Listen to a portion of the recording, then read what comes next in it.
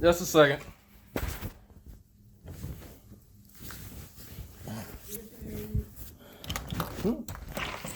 What's going on, guys? How you What's doing, up? man? What's up? Not much. Just wanted to come by. Oh. Hey, we're visiting. Is Danielle around? Danielle? No, there's not been a Danielle here for about 2 years, I think. She moved out ages ago. Oh, 2 years? shoot. Yeah. Guess we missed out. Rats. Our kids are old. We're both relatively new to the area, so we'll. Oh, okay, okay. My name's Elder Wood. What's your name? Alfred. Nice to meet you, Alfred. How you We'll doing? do leverage. Leverage? Yep. Oh, leverage. Oh, okay. I think it's Yeah. leverage. Okay. Leverage. You guys can sit down if you want. Oh, sweet. Thank you so much, man. Stuff out here. So, yeah. No, I just had to find pants. I just came back from the movie. Oh, okay. Okay. So what's going on? You know Alfred, right, Alfred? Yeah, yeah, yeah. You know Alfred, we've just been out trying to share some of the gospel.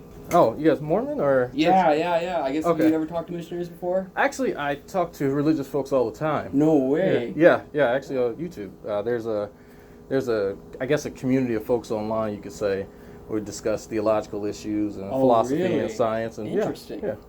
Okay. I guess how'd you get to that kind of group? Oh, it's actually a funny story. There's back before YouTube was really popular, there was like a Yahoo, I think it was like the Yahoo Answers. No or way, something like really? that. Yeah. What the what? And so from there, Back in the I days. started like YouTubing like theological questions, and I came across different type of debates and just stuff like that. And so eventually, I worked my way into a few like discussion groups like that. So yeah. Actually, I had a discussion yesterday with a guy. I don't know if you guys are familiar with presuppositional arguments, anything like that. No, well, I guess give me like an example. So there's some schools of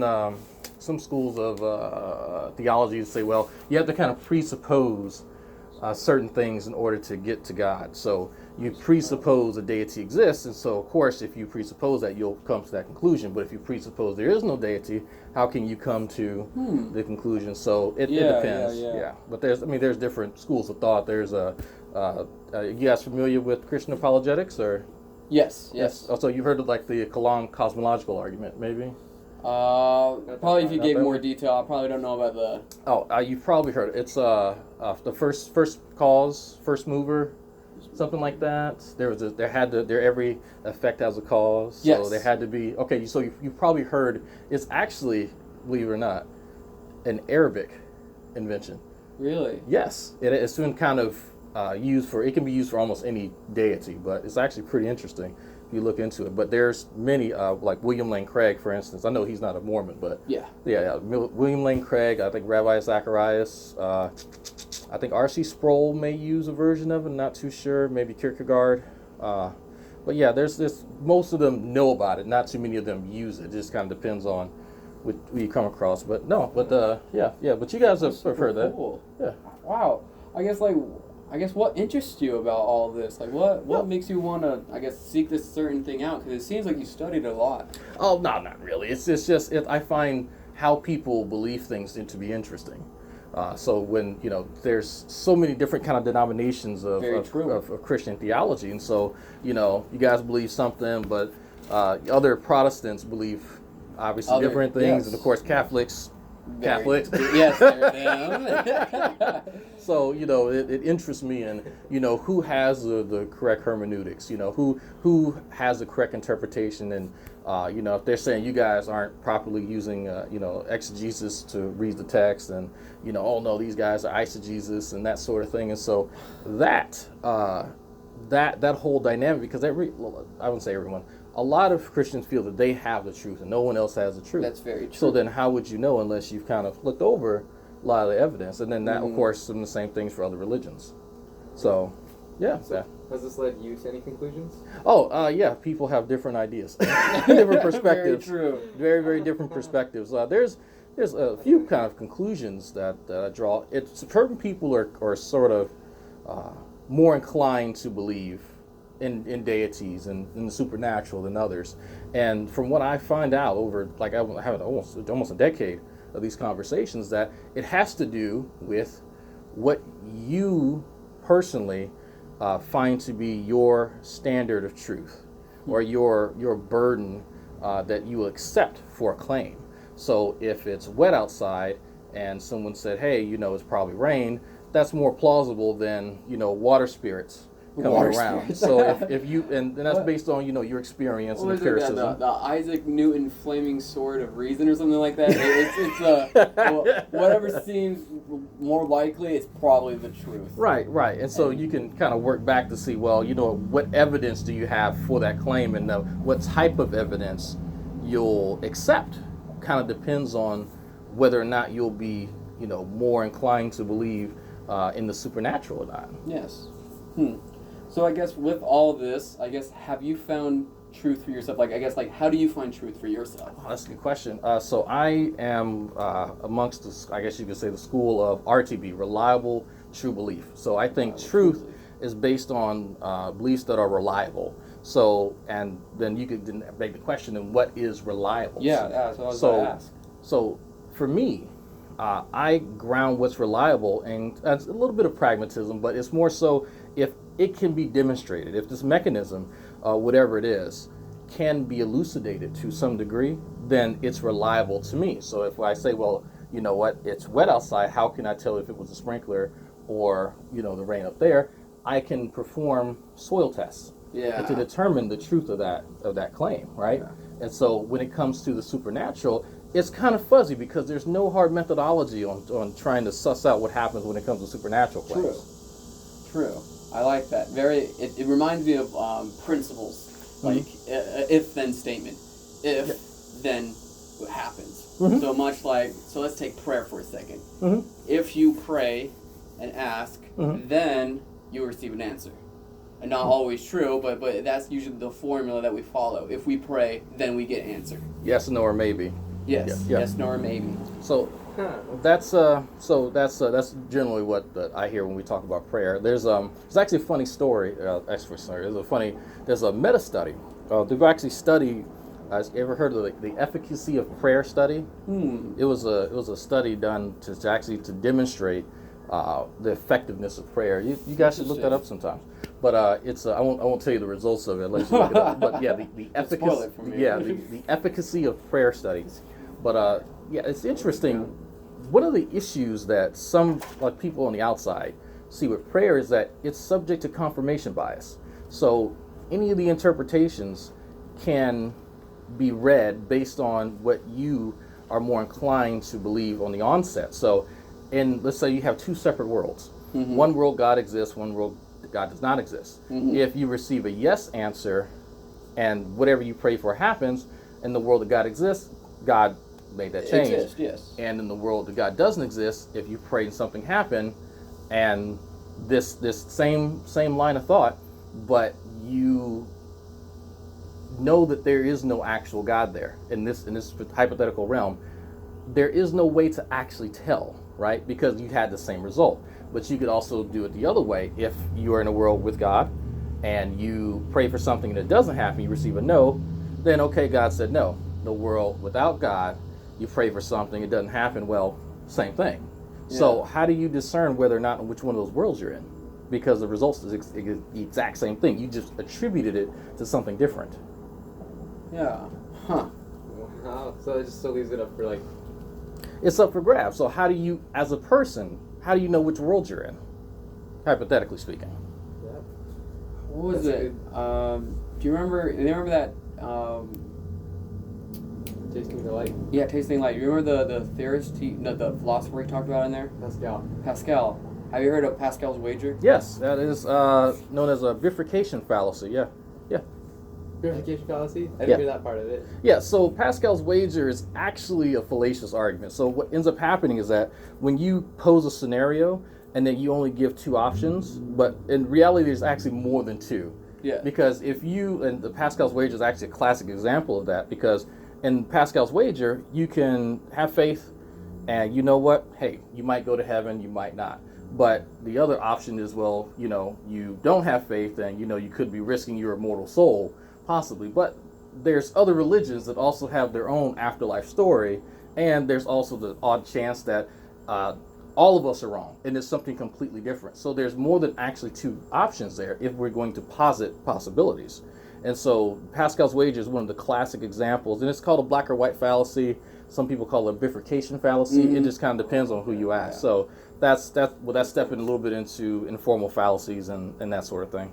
Well, I guess Pascal wagers are really just outlining the, like, not that if there's a Christian God, more of if there's a higher power in general. You could say that, yeah. Yeah, like it's either you believe in a higher power and then you receive that heaven, whatever denomination you're believing in, or you don't, and then you suffer the consequences that way. Right. So maybe not a particularly a Christian God, but maybe just a higher power. Sure, you could just leave out the deity and just go, well, you know, an afterlife and whatever. You could just kind of fill in the blank as to what controls it or what has dominion over it. Yeah.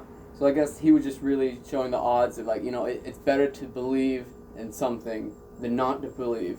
And that's the gist of it. Yeah, that is actually the gist of it. But it's based on whether or not you want to posit that particular scenario, because none of us actually know. None of us actually possess knowledge of the afterlife. We have stories, we have anecdotes, but there's nothing solid. You know, people can't bring back a piece of the afterlife and go, here it is. So it does honestly come down to faith. You know, you have faith at the, but you have to ask yourself, is faith in a religious context a good metric for how you determine what is truth in the world? Because if we were to ask, well, if I have faith that water can be used to combust my car, you know, well then no, that water doesn't have an ability to combust on that level. That's why we use petrol. Doesn't matter how much you believe is going to happen. Exactly. And so when I have some of these discussions, I go, well, if I think faith is fine. For an internal justification for someone to believe, that is fine. But when you're talking about an external justification for somebody else, how is it that you use that for yourself, but then also presume that someone else's standard for what they believe will be the same as yours? That's kind of a crapshoot, you know? So that is one of the interesting barriers, especially people who want to share the good word, want to participate in the Great Commission. How do you determine what someone else's standard is? And that is something that very few people can effectively do. Some people can, but it's actually very difficult. You have to learn, well, is this person very well, like, just solidly grounded in methodological naturalism? You know, are they a philosophical naturalist? Are they a materialist? You know, are they a physicalist? So determining where they are as far as their philosophical grounding will help you actually do that. Because what ends up happening sometimes when I talk to apologists, they'll say, you know what? Well, what's your background? Well, I'm going to school right now up the street to become a cancer biologist. So So my grounding is mostly in science. So ergo, that's methodological naturalism. But I don't preclude the existence of a supernatural. I'm not a philosophical naturalist. But then many apologists make the mistake of confusing that for me being a physicalist, me thinking that the only thing that exists is physical, and I actually don't. I actually leave that open. That's an open question for me. And so I hold that claim, or the claim that the universe could be made out of more than just the physical, as something called a substance dualist.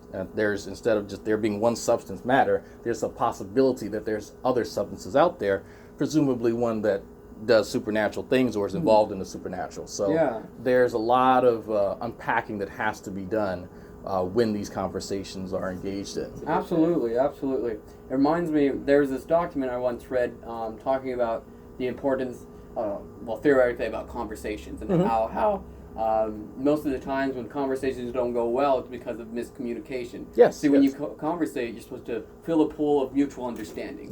Meaning this word means this, this word means that, and this is what, so because if there's not a pool of mutual understanding, this is where you can't just force your meeting into the full pool of understanding, or else you're going to cause a splash, and it's going to cause a very not positive reaction. I wish there were other non-believers who would adopt that stance, but there's been an ongoing tirade where there's some non-believers that for some reason they want people to just agree with whatever their definitions are, and that's not the case all the time. That's not everyone's understanding. You can try and correct it, it's fine, as long as you understand where someone's coming from. They can use potato A and potato B for everything that they want to say. As long as you know what it is, that's what's important at the end of the day. However you want to do it, one potato, like it doesn't matter. But so, Alfred, I know that you said that you've studied a little bit about our church and what we believe, I guess, like, what do you know particularly?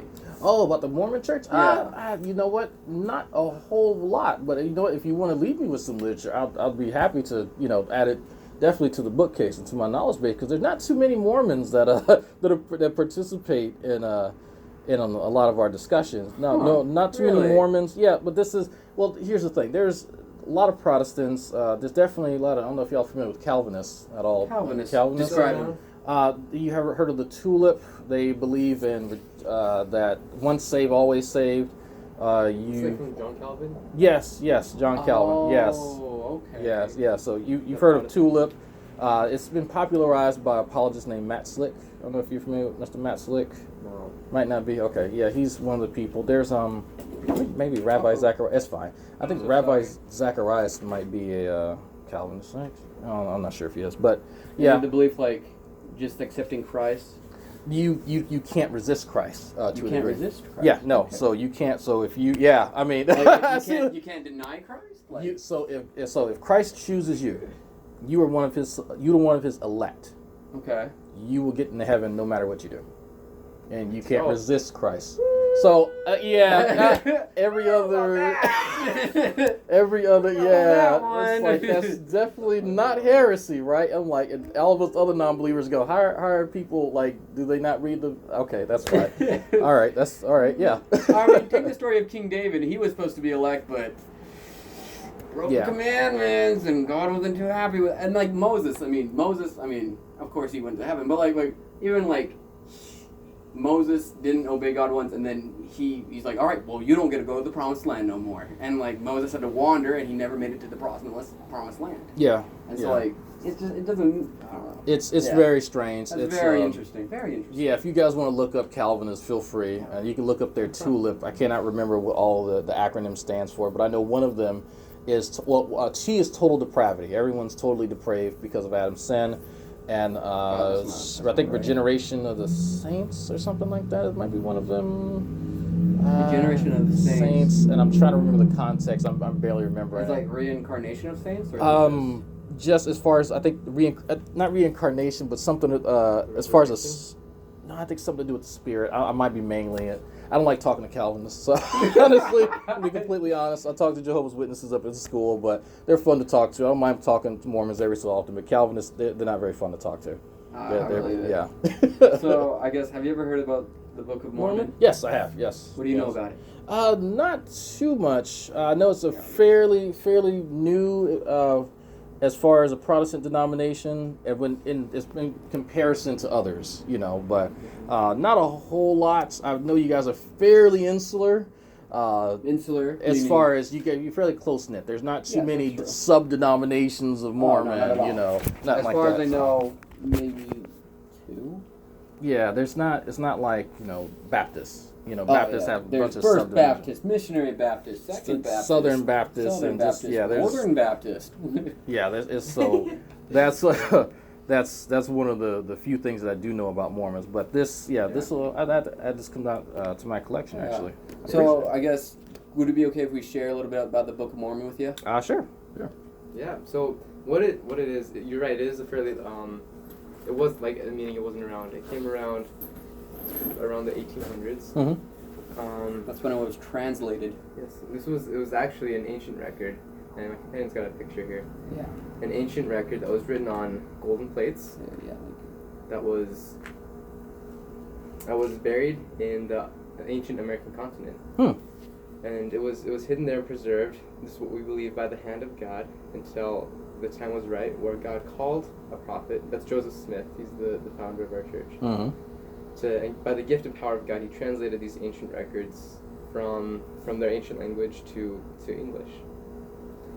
All right. So we believe this record goes hand in hand with the Bible, Mhm. in that it follows a similar pattern of God, following a pattern of love and concern, revealing truth. People follow it. Eventually, people reject it because they become prideful, and he takes truth away from them, or they just reject it, gets lost, and eventually he restores truth back again to them. Okay. So I guess, for you, what's your belief on modern day prophets? Modern day prophets. I'm honestly not sure. The only people kind of claiming to be prophets nowadays are after prophet. So Yes, that's very true. that's kind of my position on that. So as far as what would be a sufficient prophecy, or I guess a believable one, and who would be a prophet, honestly, I'm open. I'm open to kind of seeing what would be the manifestations of someone who is an actual prophet. So something that we know to be true that I think that you might find interesting, our church, we have a modern day prophet who leads and guides our church. Not only that, we also have a modern day quorum of the 12 apostles. Oh wow! Okay. We know that Jesus Christ Church, as we learn in Ephesians 2:20, is built on the foundation of prophets and apostles, Jesus Christ himself being the chief cornerstone. So we believe this is Christ Church that's restored. It's going to be laid out exactly how it was when Jesus Christ was here. It's going to have 12 apostles. It's going to have a prophet who's guided by Jesus Christ on how to lead the church. Gotcha. And in terms of fruit of the prophet, the Book of Mormon is fruit of the prophet Joseph Smith. Ah, okay. So that would be his. So I guess the modern day. So did you guys say you had a quorum? Quorum. Okay, so you guys Means choose? like group. Yeah. We don't choose, God chooses. Okay. But we do sustain. Meaning if we support that, then we will support. But if we don't, then counseling will go on, and then we'll move on from there. Okay. I was just kind of curious. It's interesting setup, but not anything uncommon to have a quorum of folks. I mean, our government does. So you say it's inspired off something, huh? I guess. Do you have any questions maybe about the Book of Mormon? No. I know you guys do have a website though. We do. And I want to say, well, Jehovah's Witnesses have a website too, but Yes. they, I'm not sure. You guys' website. So if I wanted to, just chat with you guys again. We could just You give you have our phone cards? number.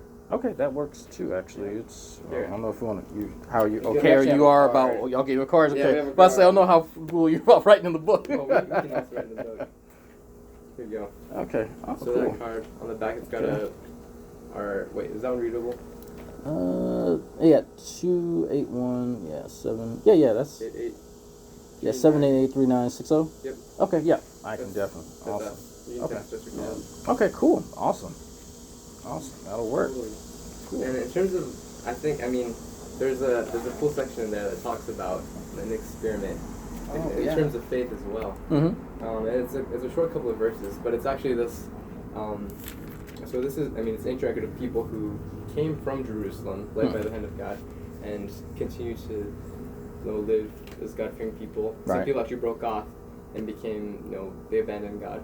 But so it's these two civilizations kind of growing side by side and Right. how they interact.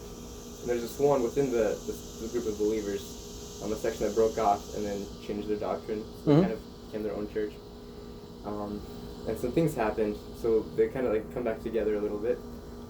And he's teaching them about faith. Here's how you can grow your faith, or know if it's something is truth, whether it's not truth. And he planes it all. He describes it in terms of an experiment. Ah, okay. This is how you can test it out. Yeah, it's in Alma chapter 32. If you want to bookmark that, Okay. we would invite you to Let's read see. that and just see any inspiration, any thoughts that come to your mind as you read it. It's on page 289. That's the index. Oh, okay. I'm wrong. Alma. You said page 200 and 89. 189. All right, let's take a look at it. Actually, going the wrong way. Right there. Okay. Yeah, here, if you just bookmark that, dog ear it or something, and So I'll take that. And then- just got a new bookmark. There we go. Alfred, is there another time maybe this coming week that we could come by and follow up with you to see how it was reading, or if there's any more questions that we could answer for you? Or? Yeah, Fridays I have off actually. Friday, okay. Fridays I have off. We could actually meet up at the school if you want to. Really? That'd be great. Yeah, that's not a problem. Let's see. Yeah, I'll give you guys my phone number. 337. Here, 1 second. Forgot mosquitoes out here. So I guess Alfred, we're excited to meet with you, but I guess what makes you want to meet with us? I enjoy discussing religion. I love actually discussing, probably more academically, about what people believe and how they come to kind of believe the things that they do.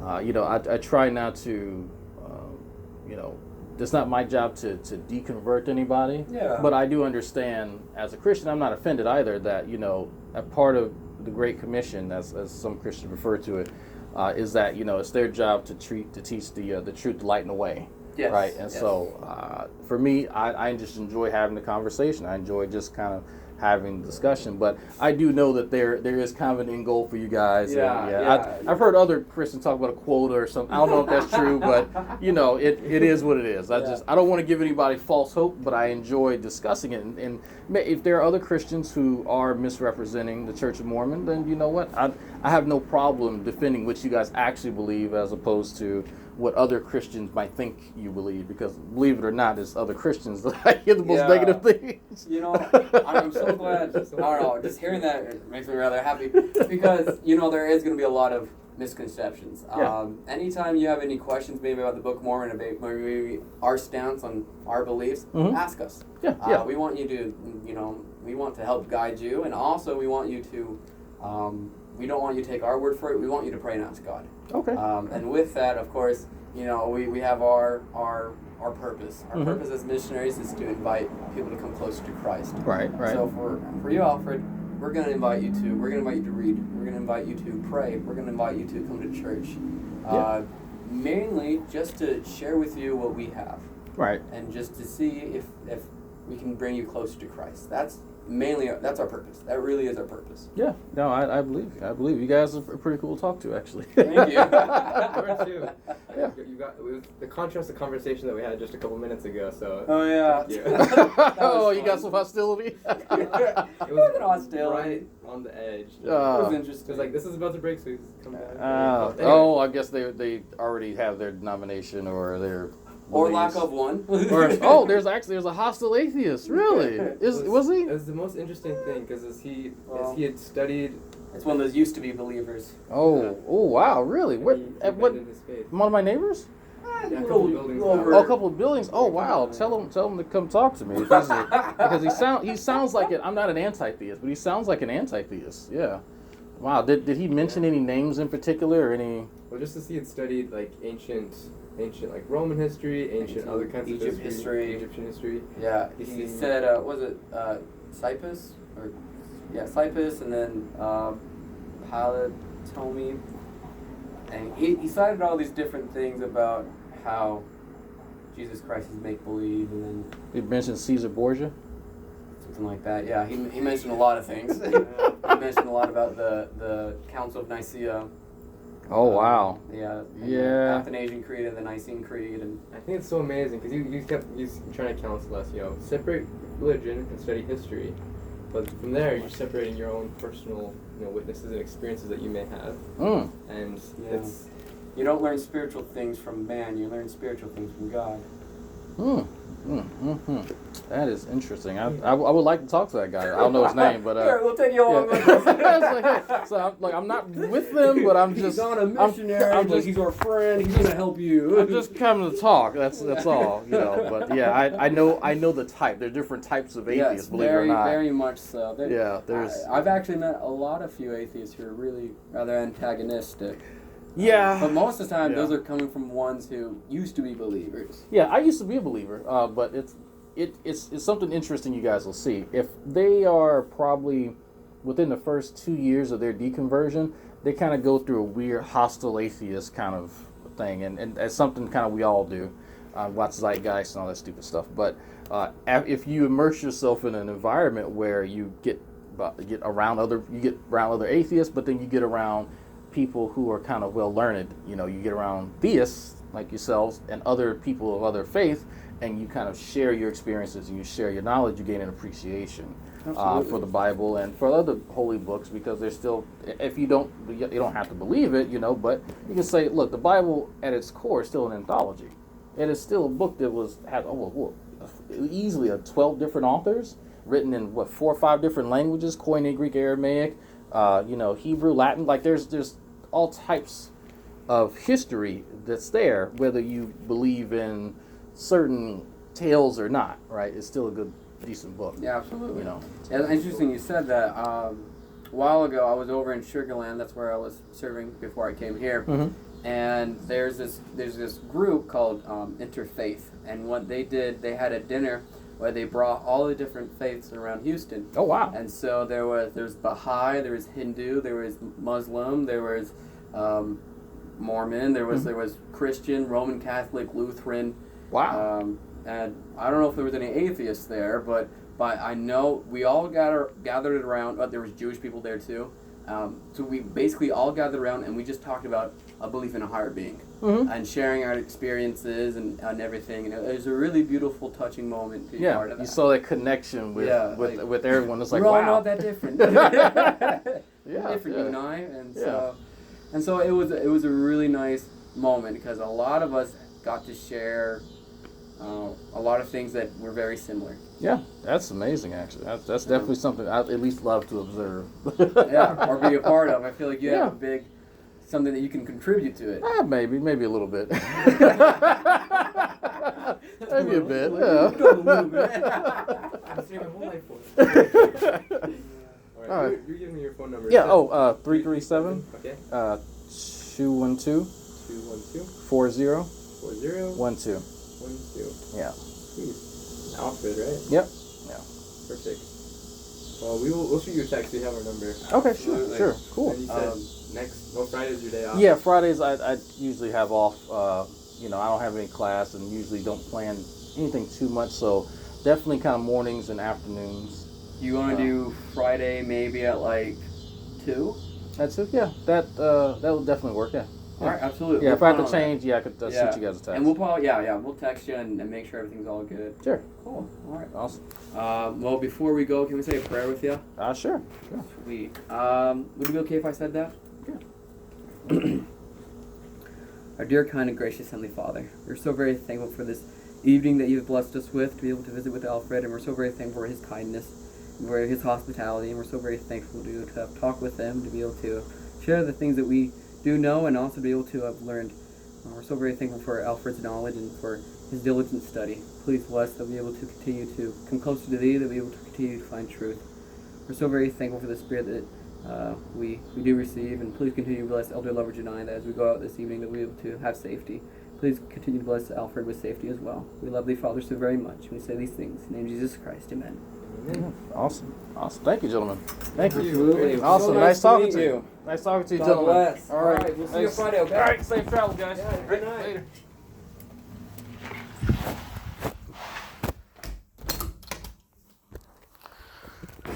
Well, that was interesting.